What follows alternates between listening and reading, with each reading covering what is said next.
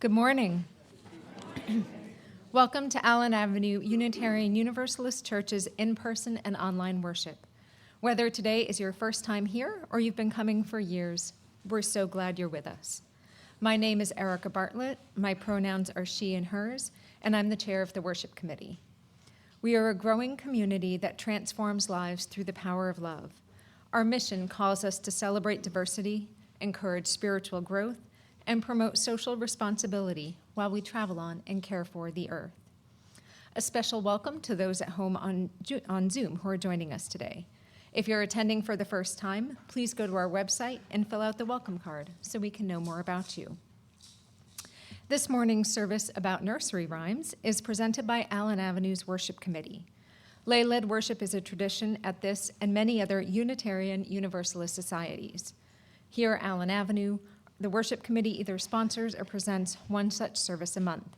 On most other Sundays, services are led by our minister, Reverend Tara Humphreys. And speaking of lay-led services, all of our summer services are lay-led, and we are now looking for people to volunteer to lead them. Speak to me or anyone else in the Worship Committee if you're interested. And I have a few other announcements. This week, Thursday, April 17th, is the last day to register for our Ferry Beach retreat. You can register either for the day on Saturday, May 3rd, or for the weekend, May 2nd to 4th. Patricia Ellen, is she right here, will be able to answer any questions after the service, or you can get more information in the church newsletter. Building beloved community beyond the binary is an opportunity for transgender and non-binary people and allies to gather together in community here at Allen Avenue. Please join us on Saturday, April 26th for conversation, streamed workshops from A2U2 Society of Syracuse, keynote speaker Spencer Bergstead, and lunch provided by our kitchen crew. For information about registration or for any questions, please see Nanine Chase-Ortiz at the social justice table after the service. And if you would like to bring flowers on Easter Sunday, which is 1 week from today, in honor of a loved one or someone passed, living or past, please email Reverend Tara with your loved one's name. Flowers can be dropped off on the Joys and Sorrows table before worship begins. I now invite you to take this opportunity to silence your cell phones so that we can be fully present with one another. And after the service, please grab a cup of coffee or tea in the kitchen window and stay for conversation in the foyer, or head down to the end of the long hallway to join a group for the brown bag lunch. Those on Zoom may stay on and connect with one another. And now let us center our hearts and minds with the sound of the singing bowl.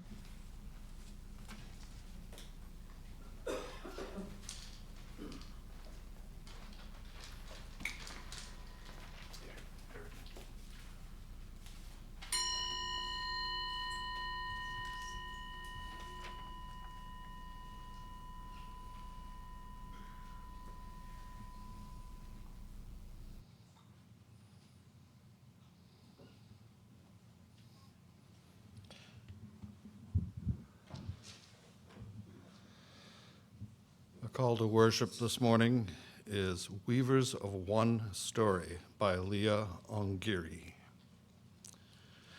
Here we are together, each facing our different human tasks, or maybe the same central one, to embrace the lessons life delivers, to discern and respond as we grow, to refuse harm and cherish flourishing. May we know ourselves as vessels of infinite possibility, holders of each other's heartaches and tales of joy alike, weavers of one story in which we each have our part.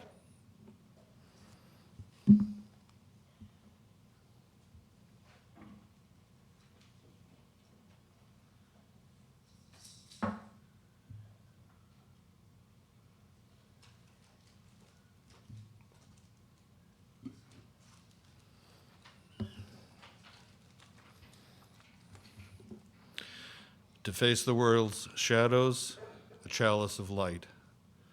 To face the world's coldness, a chalice of warmth.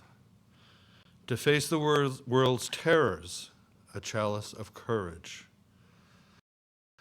to face the world's turmoil, a chalice of peace. May its glow fill our spirits, our hearts, and our lives.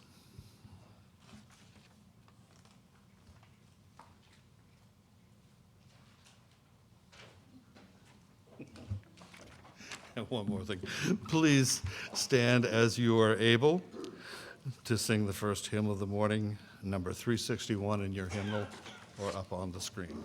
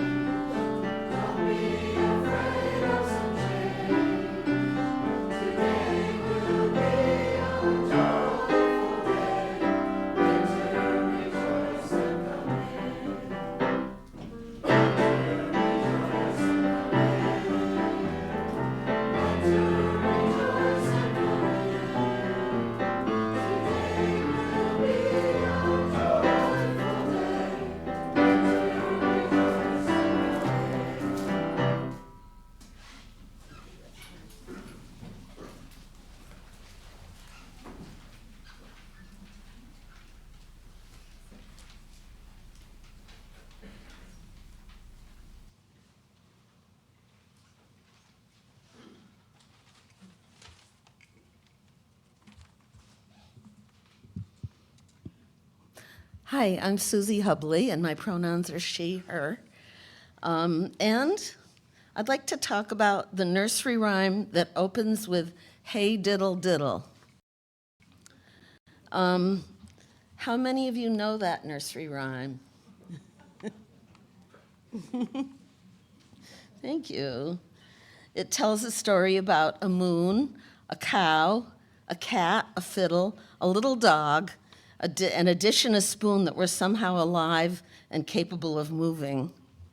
It seems like everyone in the story does something that we would not expect. Can anyone tell me what the cow did? Jumped over the moon. Yes. Anybody have any other ideas? And what did the little dog think about that? He laughed. How about the dish and the spoon? What amazing thing did they do?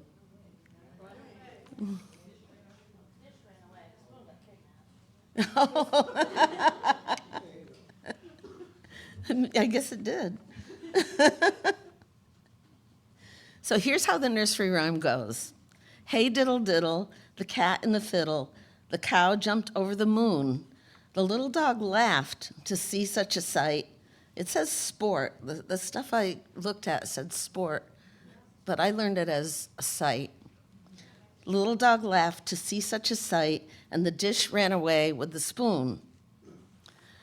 There have been differing theories about where the rhyme came from and what it means. The consensus was it doesn't mean much of anything. British pubs dating back centuries have had names such as Cat and the Fiddle. And there was a pub game called Trap Ball that used a ball called a cat, and a fiddler played during the game. For the most part, though, scholars don't think any deep meaning in the rhyme, saying it's just nonsense verse. The poem may date back to medieval times because images like cats and fiddles were common back then. And I read two somewhat similar rhymes dating to the 1500s. And it seemed that the authors were, above all, having a good time with the whimsical imagery and the words, hey diddle diddle. A version of the poem similar to what we know now was published in 1765 in Mother Goose's Melody. And in 1870, James William Eliot, a composer who collected nursery rhymes, published our familiar version in National Nursery Rhymes and Nursery Songs. Maybe you've heard someone, most likely the British, although I think it's catching on here, say they're over the moon about something when they're really happy. And guess where that expression came from? The nonsense aspect is what I like about Hey Diddle Diddle. The rhyme radiates meaningless delight. Lately, I've been making a point of seeking at least a moment of joy in each day. Often that means noticing the things around me, like the birds and squirrels probing the dead leaves in my yard for anything edible. I might stop and look at my cats, really noticing how sweet their faces look when they're asleep. Yesterday I saw a woodchuck, awake after hibernation and waddling around in search of breakfast. I love that little guy. And I wish I could have been there to see that little dog's face when the cow jumped over the moon. Thank you.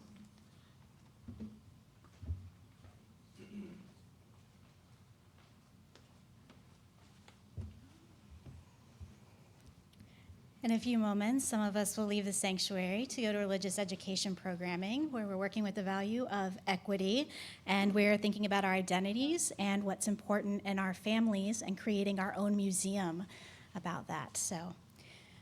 But first, I invite our lamplighter, Alice, to join me in the pulpit.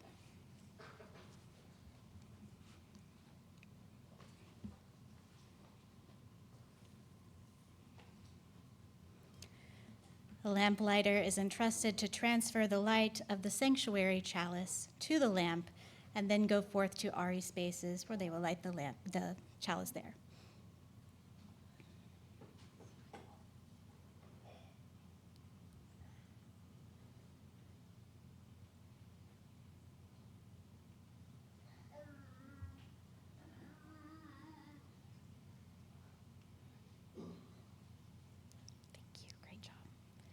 I invite those going to RE to follow the lamplighter as we carry the flame, expanding our sacred space.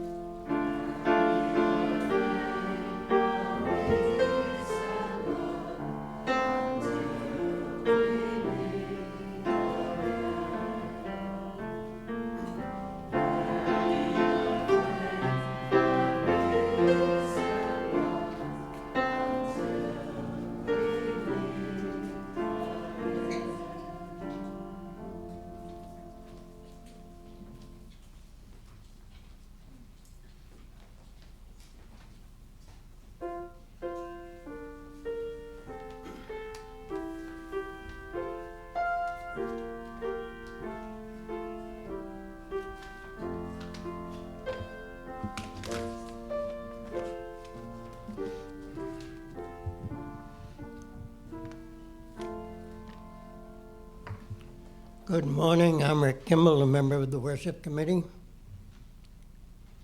Humpty Dumpty, hey diddle diddle, twinkle twinkle little star, how I wonder what you are. We come to A2U2 filled with wonder about the star, about life, about cosmos, about truth, about all manner of things, and in our quest for understanding, we turn to many sources, to history books, to the Bible, to the internet, to our own inner selves, and yes, to fables and movies and music and nursery rhymes. We choose to focus on nursery rhymes this morning, for some do offer truth, while others raise questions that lead to understanding, and still others are just plain fun. What better combination can we ask for our Sunday morning hour together? One piece of advice we begin with. If you find after leaving the church today that the nursery rhyme we have mentioned is squirming around in your head, repeating itself over and over, don't fight it. Accept it and explore it and see what it has to give you.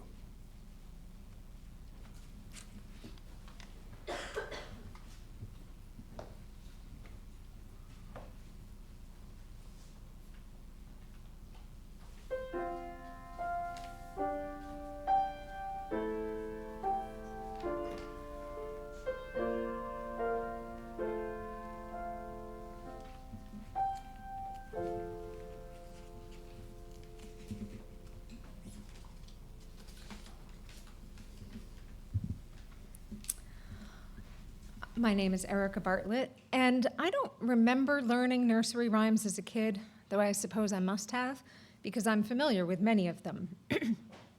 But I do remember me and my mom teaching my 3-year-old niece the Itsy Bitsy Spider, sometimes with the help of my hand puppet spider named Charlotte. And you don't actually need 8 fingers to operate Charlotte. I also remember that, as with toddlers everywhere, once my niece found something she liked, such as the Itsy Bitsy Spider, she wanted to repeat it, seemingly endlessly. And because nursery rhymes are so short, you can get in lots of repetitions in very little time. It's actually good that kids like to repeat things, since repetition is important to early childhood development. And with nursery rhymes that include hand gestures, like the Itsy Bitsy Spider, repeating them can also help improve motor skills. But that's not necessarily why kids like repetition. That's why it's good for them. But I think they like repeating things because of the familiarity. It can be very comforting to know how something is going to end, especially if, like a child, you're in a world where so much is new and different. Maybe exciting, but maybe scary. And so kids ask for the same book, song, video, or game over and over, long after adults are tired of it. But that doesn't mean we adults dislike repetition, particularly when it comes to songs. We just might like it slightly less.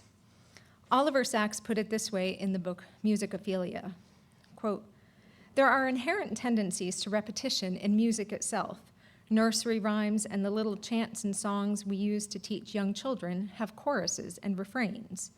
We are attracted to repetition, even as adults.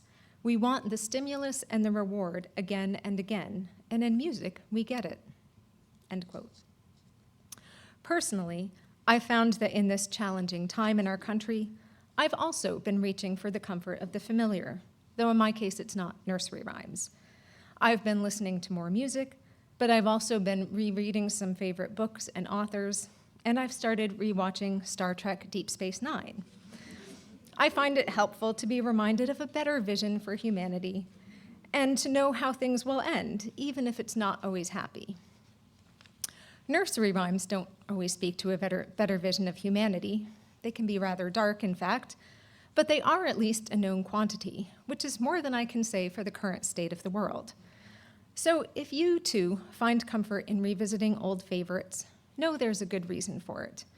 And maybe we can also take inspiration from the Itsy Bitsy Spider, who got knocked down by the rain but started climbing again when the sun came out. Spirit of love and truth, help us to feel you in our breathing in and breathing out. Quiet our minds, even if only for a moment. Still our bodies, even if only for a moment. Soothe our souls in this holy moment. When uncertainty pervades, give us rest from worry. When fear rises, give us peace. When pain surfaces, give us a balm. Some of our spirits are so weary, some of our bodies feel fried, some of our minds feel frantic and uneasy. How long will this last? We ask in desperation. Spirit of life-giving love, remind us of the cycles of life so that we might turn toward the dawn, turn toward the thaw, and turn toward the rebirth of spring with new hope. Make that hope alive in us, O Holy One. Ignite that hope so it burns brighter than our fears. And may that bright hope shine for others to witness, that our faith might be a beacon and our love a lamp to light the way. O luminous Spirit, fill us with gratitude as we turn toward one another in the human family, never alone on our journeys, always reminded of a greater love that holds us all. Blessed be, may it be so. Amen.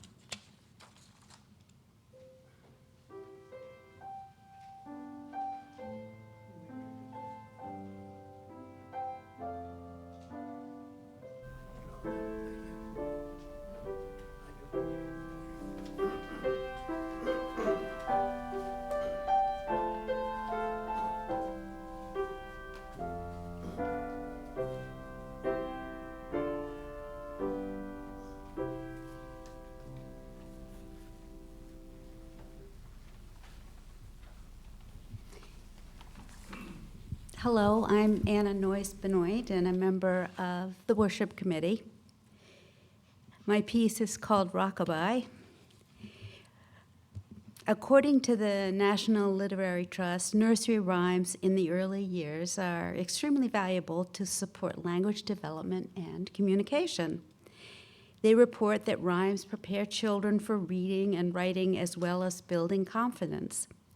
From other sources across the internet, nursery rhymes help to develop literary skills, cognitive development, mathematics, memory, emotional awareness, and vocabulary expansion. Rhymes were certainly popular when I was growing up, and I wonder, are they still popular today? I noticed that you can get YouTube videos of many of the popular songs that come from nursery rhymes, but perhaps it's a very different experience to watch a computer screen alone rather than sitting on a caregiver's lap as they recite the rhyme. A couple of my personal favorites were Rockabye Baby, which my mother performed with great enthusiasm. And when the baby fell, it would involve being suddenly lowered, of course without any pain, but with a lot of laughter.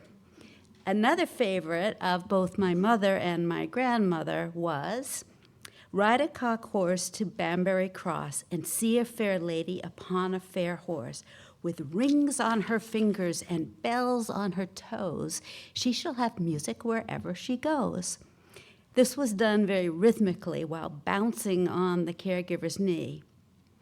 I watched my grandmother and my youngest child, Erica, interacting when they first met, doing these rhymes together. My daughter giggled, and my grandmother was broadly smiling, and then I realized I knew exactly how each of them felt. I had a happy memory of being sung the rhymes as well as singing the same rhymes to my children. It never occurred to us that Rockabye Baby would be frightening to a child. Rather, it was just part of the fun. So as I watched my grandmother sing to my daughter, her great-granddaughter, it seemed like a lovely living thread that had been passed down through the generations, a legacy of sorts. My grandmother's mother likely sang her the same rhymes, and I hope to continue the tradition with my grandchildren, and I hope they pass it on, and so on from the past and into the future.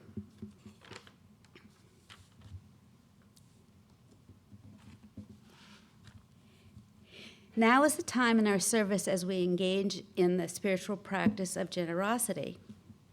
Our gifts support the ministries of this congregation and our work in the broader community. Each week, 1/3 of our offering is given away to a local nonprofit organization doing work to advance our shared missions. This month's Share the Plate recipient is But Still I Am One, who works with empowering young adults aged 16 to 21 who experience homelessness in Waldo County.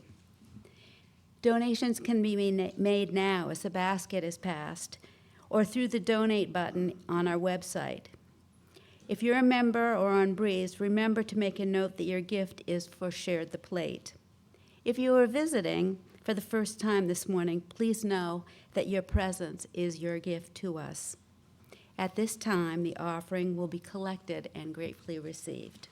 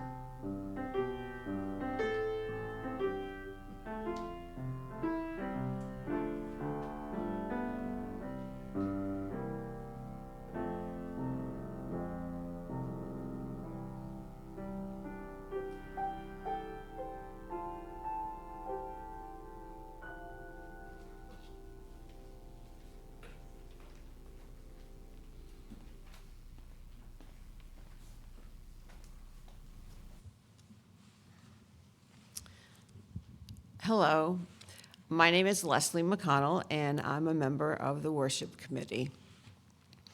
Not too long ago, I was at a friend's house playing a trivia game. It was fun because it was a group of mixed ages. I know I am no good at anything involving pop culture, so it was good to have a few young people on my team. We got what I thought was a simple question. What did the 3 kittens lose? The younger team members looked at each other very perplexed. What kittens? How could kittens lose anything? They started taking wild guesses. They lost their fur. They lost their mother. They lost their minds. Of course, I knew the answer, as I assume most of you do. So let's give it a try. The 3 little kittens, they lost their, yes, mittens. So I was puzzled, and I gave what happened that night some considerable thought. You see, I just recently retired from teaching, and more specifically, I spent the majority of my career as a reading specialist. I was either teaching early literacy development or helping kids who were struggling readers. Without going into the whole history and specifics about how to teach children to read, let me just tell you that knowing how to rhyme is very important. It's part of something called phonemic awareness. In days gone by, it was second nature for parents, grandparents, other family members, and friends to spend many hours bouncing children on their knees while reciting rhymes, chants, and songs. I'm not saying it still doesn't happen, but research in reading development has shown that children are no longer hearing many simple rhymes and songs as they did years ago. This is sometimes affecting their ability to learn how to read. Our oldest son used to like to play something that he made up called the rhyming game. At first, we would give him simple words. We'd say rat, and he'd say rat, hat, rat, cat, rat, pat, and so on. But then one night he said, I'll give you a word. Refrigerator. And I said, Berigerator. That sent his small 4-year-old self into a fit of laughter. He loved it, and we never gave him small, boring words again. The familiar patterns that we hear in nursery rhymes help children learn to listen, keep a beat, play with words, and develop a larger vocabulary.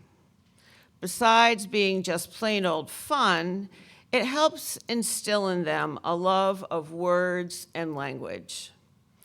I'm not sure what the answer is to helping today's children learn more nursery rhymes, but if you ever get a chance, please teach someone younger than you the 3 little kittens, so we'll all be able to answer that trivia question.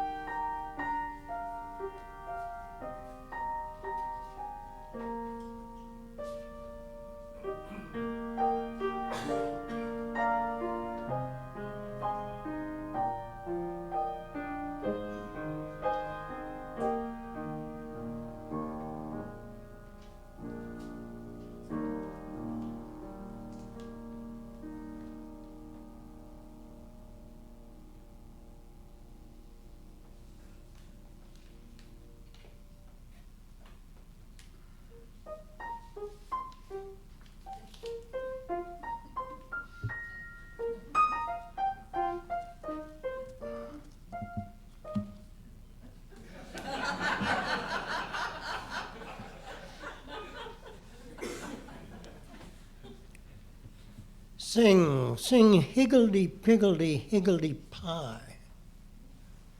I'm standing before you and I'll tell you why. I rise to protest the state of nursery rhymes today. Others have played critics before me, of course.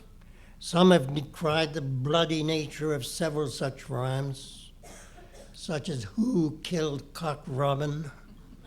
I, said the sparrow with my little arrow. Others say the poems inspire angst in kids. Consider, example, the rhyme that others have already mentioned, Rockabye Baby.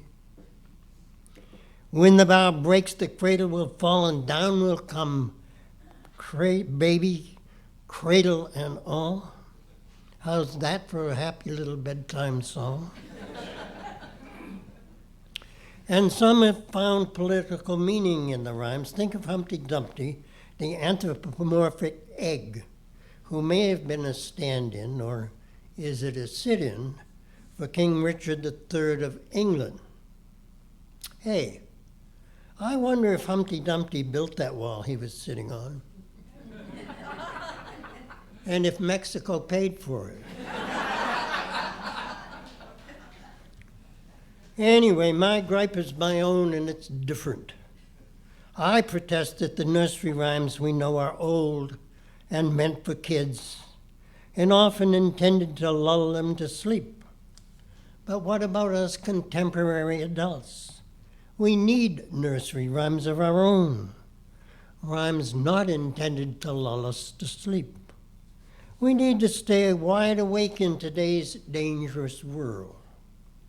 So let's agree that we, the members and the friends of A2U2, should create new nursery rhymes suited for now. We can do it. I've even begun the process, and I've got some examples. Note that I'm offering just the words. Any music will need to come later. Stay tuned, Dale. Here we go. A cabinet said it would open itself to any billionaire willing to sit on its shelf.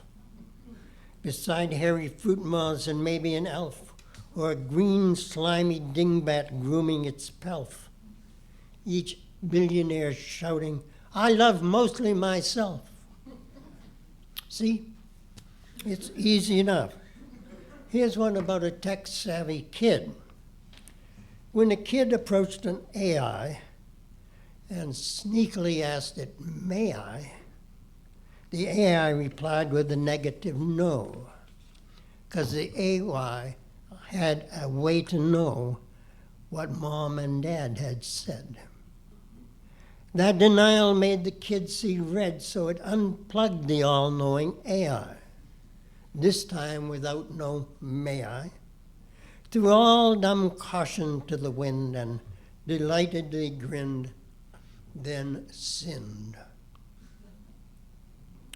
Moving on, here's one especially for Unitarian Universalists.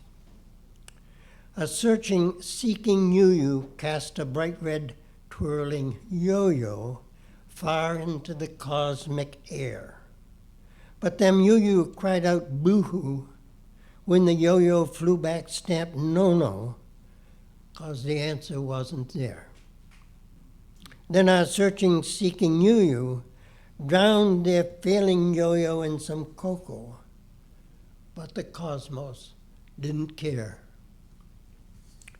And finally this, reds and blues were in a state where they could never take the bait of any chance to date or mate. But wait a minute, wait, just wait. You guys have to finish that one. Or them angry reds and blues will do it for you and for all the rest of us. They may, in fact, finish us all. So those are my examples, but we need more and we can do more. Our board should create a contemporary nursery rhyme creation committee to get us started. Call it by its short form, A2U2C1N1R1C2. And call it a great idea when you look for and demand quick action from those board members with the red tails on their name tags. Sing higgledy-piggledy-higgledy-pie. But no, don't. Sing instead the closing hymn, number 16 in the Gray Book, "'Tis a gift to be simple." Dale will do what Dale will do, and then we will do what we will do.